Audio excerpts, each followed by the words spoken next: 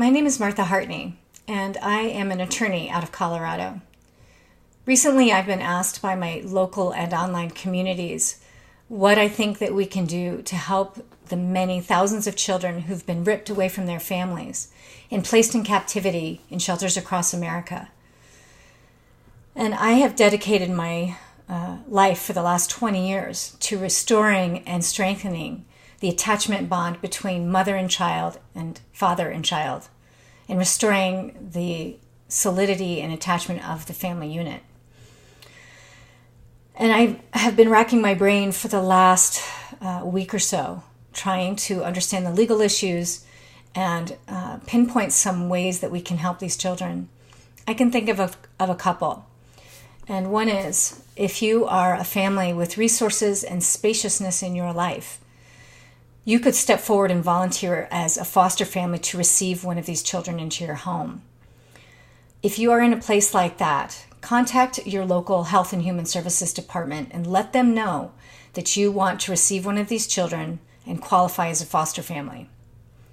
And there's one problem with that, and that is the Department of Health and Human Services budget has been cut under this administration. So it may take a lot longer and have a lot more red tape to qualify as a foster family and actually receive a placement of one of these children.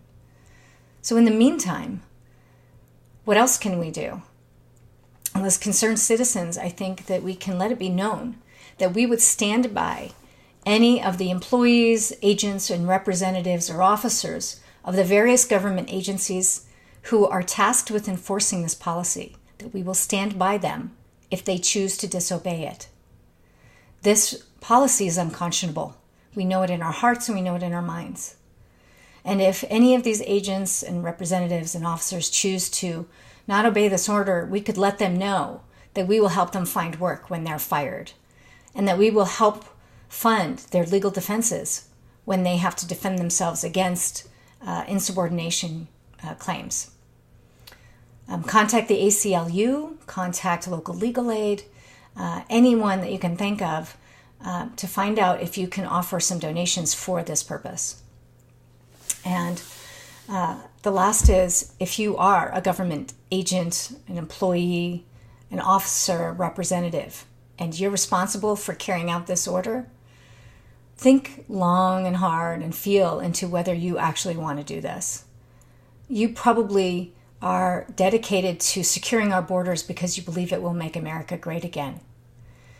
But the truth is, when we rip children apart from their mothers and their fathers, and we isolate them, we are creating traumatized children who will, in 5, 10, and 15 years, become the very people that you are trying to defend this country against.